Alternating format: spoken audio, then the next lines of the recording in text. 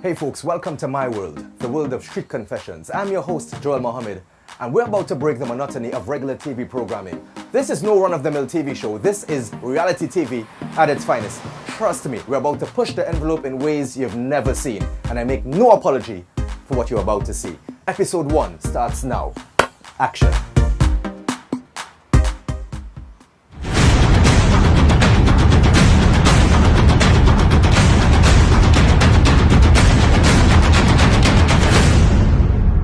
This is Street Confessions. I'm your host, Joel Mohammed, and today we chose to just get away from it all and just break the monotony of the streets. Why? Well, today is where I kind of chill and sit back and we take it to the barber shop.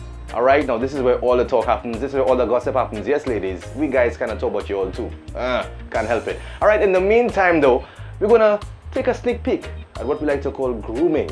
That's our next segment. Yep, and it's not what you think. I'm not gonna give it all away right now, right? We're gonna get inside, talk about it a little more, and fill you in. Street Confessions. Keep it locked.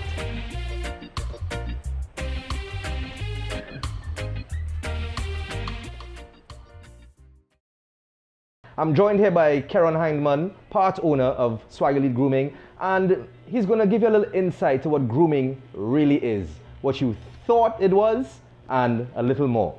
Take it away.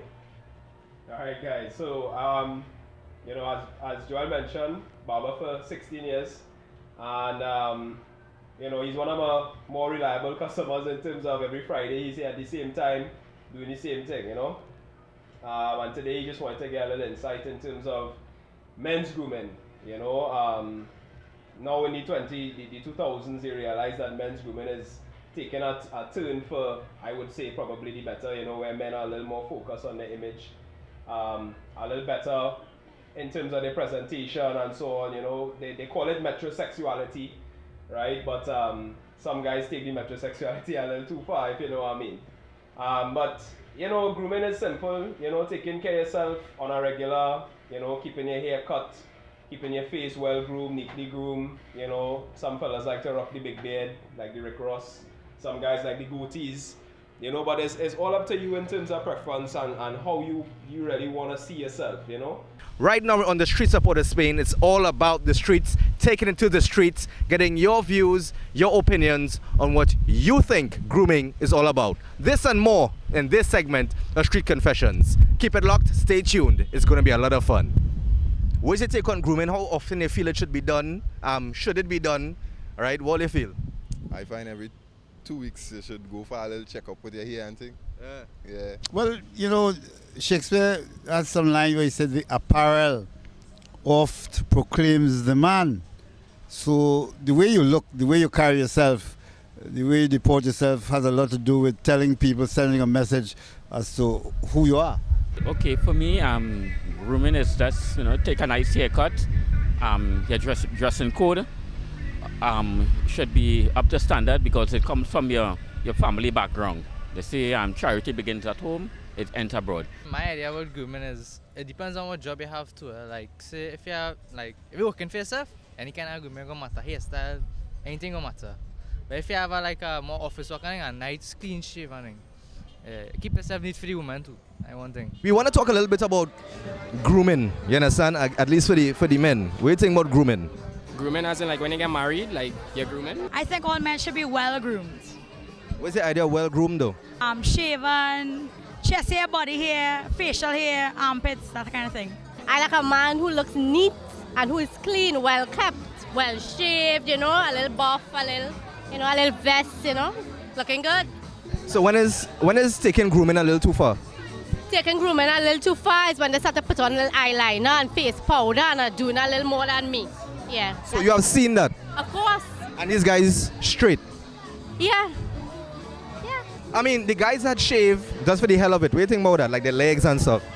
I find that sexy. I find that a man should shave his legs. Oh yeah? I find that sexy. Oh. Yeah. Let me see. You want to see my legs? Nice pants too tight on me. Oh, okay. What you think is taking it too far though in terms of grooming for a guy? Shaving the legs. Shaving the back and all of that? No. I mean, so what if they're playing football? What if, they're athlete? There's a boy, you're supposed to have hairs on your leg. If you're you're shaving, right? shave your face, groom up yourself. I don't mind you shaving nobody. See when you're grooming, I want to shave off all your legs and all kind of them thing. That is just not right. Oh, that's a turn off for you then. Yeah. All right, so then you like the guy with the hairy chest and thing. No. But So then he need to shave that. yeah. So you can shave that, but you can't shave your legs. No, you can't shave it like that. But the man want to look sexy. Where are you looking sexy for? That's for a woman. When is taking grooming a little too far? When your pants are tighter than mine. So what about the superstar guys that like to shave their legs and stuff? No, thank you. Oh, you ain't dealing with that. So you like the hairy legs? You cannot be prettier than me. That's a definite no-no. So in terms of the grooming of the eyebrows and whatnot, no? I have a friend that grooms his eyebrows, so he looks a little, can I say queer? Yeah, I don't want to date a queer guy. Now remember, the way you look and carry yourself has a lot to do with telling people who you are and that message you're trying to send. It's all about perception. It's all about maintaining your brand. Now, I know guys nowadays are real focused on presentation and image, and nothing's wrong with that, but I say keep it simple. The haircuts, the shaves, all well and good. You know what I mean? It's a matter of personal preference again. All right, so that is my bit on grooming. Hope you enjoyed that segment, and we got a whole lot more in store right around the corner. All right, stick around. Chat to you in a bit. So folks, we're all familiar with that phrase, there's a first time for everything. And by that I mean that first impression. Making it last, making it count. Now we've reached that point in the show where we're going to talk about the first date. Yeah, that time you got the cold feet, that time you didn't know what to say, that time you were rehearsing your lines before you head out. Yeah, that time. This is a segment we're going to touch all on that, teach you about the do's and the don'ts and how to get you through it. This and more in this segment. What not to do on a first date? Carry the girl home or carry the guy home, I guess. No tongue kissing. Yeah. A nice little smack on the cheek, you know what I mean? Yeah, getting the feelings going, yeah. No tongue So kissing. no peck on the lips? Nah. On the cheek. Close to the lips, but not on the lips. When they say carry them home to meet mommy and daddy? I mean, go all out as in terms of having sex on the first date. I don't think so. I think a kiss is okay, a hug, that kind of thing, but I think sex on the first date, no. I say don't move too fast. Take it easy. So don't look for a kiss and thing on the first date. Actually, just look for a nice little hug. Keep it simple. Keep it romantic. Yeah, but if she moving in for the kiss though, how you making out of that? And you just go 10%. Let her come 90. Well, I would say that one ought to be always responsible and respect the other party, so that anything that you will do that might demean or diminish the other party or even yourself, you should be concerned over that. I don't know that there could ever be a set of rules or a rule book to say this is what you do if you want to impress a woman. You see, when in this time and age, you can't be thirsty, you can't be thing. You gotta give it your all, but you can't expect her to be so demanding that you give in so much and she ain't giving nothing. She had to get something 2014 equal right. Like, how PG is this? You just go, man, you go. Don't try to fill me up. Don't try to kiss me. Don't take me home. On a first date, don't forget your wallet. Take me somewhere nice, like for dinner or something, Try to get to know me and have conversation.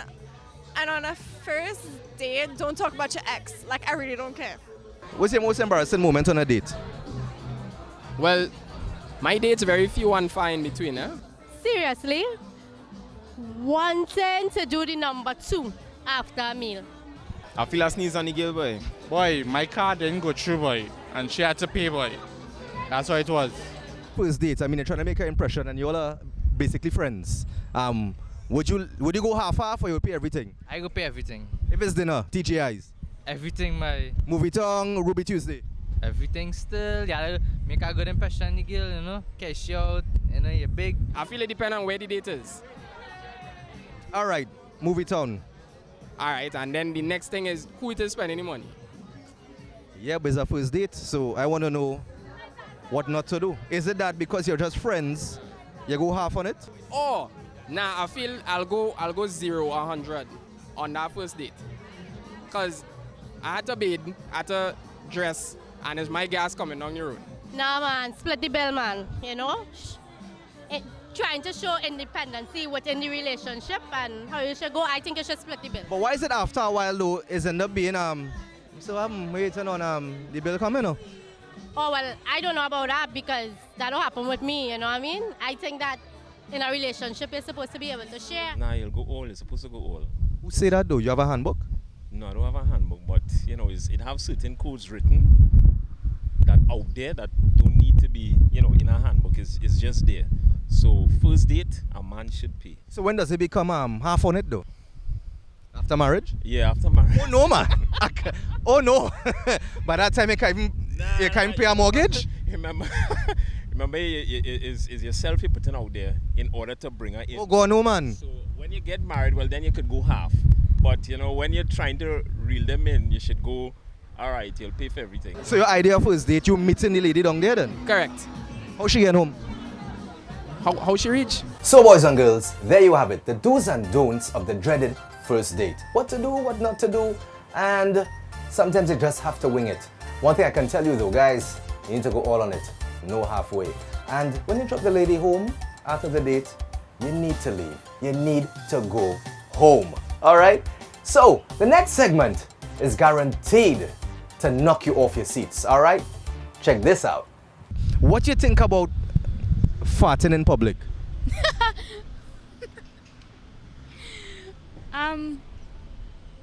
Very rude. Well, maybe you should be a little concerned and considerate, especially if you're in an enclosed space. Because what comes out of your rectum is a lot of gases that don't smell really nice. They could pollute the space, you know, so one should be responsible. Honestly, I think it's a sin, but it's more of a sin if you try and hide it. Oh no, I think that you shouldn't. You have no manners if you do that. In public? Do you partake in such activities? Yeah, if you have to do it, you have to do it. I have a little problem with that, boys. It's kind of had to lay it out slow and soft.